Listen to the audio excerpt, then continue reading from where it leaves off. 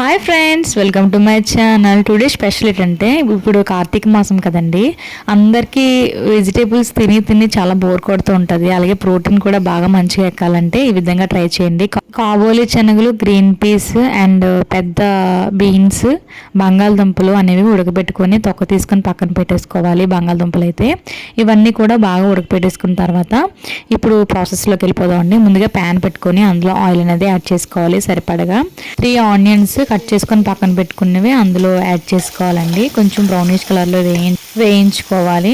Next కరివేపాకు అనేది add చేసుకోవాలన్నమాట. ఫ్లేవర్కి చాలా బాగుంటుంది, హెల్త్కి కూడా చాలా మంచిది అనమాట.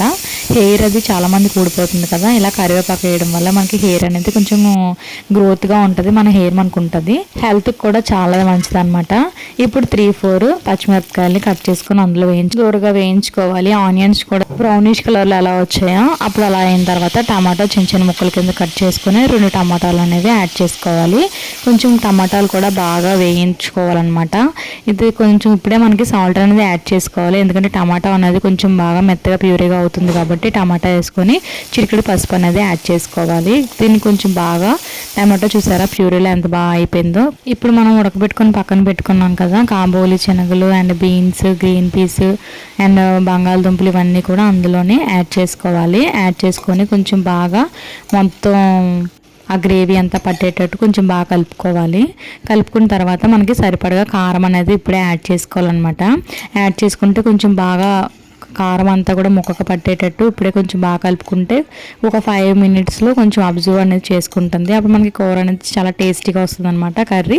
ఇప్పుడు మనం లైట్గా కొత్తిమీర అనేది గార్నిష్ చేసుకోవాలి. కొత్తిమీర ఫ్లేవర్ కోసం అండి, చాలా బాగుంటుంది. ఇలాగ మనం చేస్తే కనుక మనకి ప్రోటీన్ ఫుడ్ కూడా అందినట్టుగా ఉంటుంది.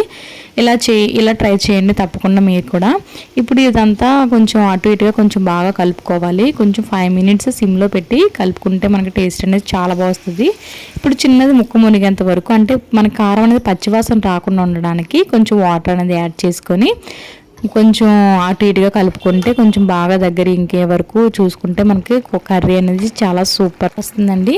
దగ్గరికి ఇలా వాటర్ అంతా ఇంకిపోయిందాక దగ్గరగా అయిన తర్వాత మనకి ఒక బౌల్లో తీసుకొని సర్వ్ చేసుకుంటా అంతే. Protein food ready. లైక్ చేయండి, షేర్ చేయండి, మన ఛానల్ సబ్స్క్రైబ్ చేయండి. Bye friends.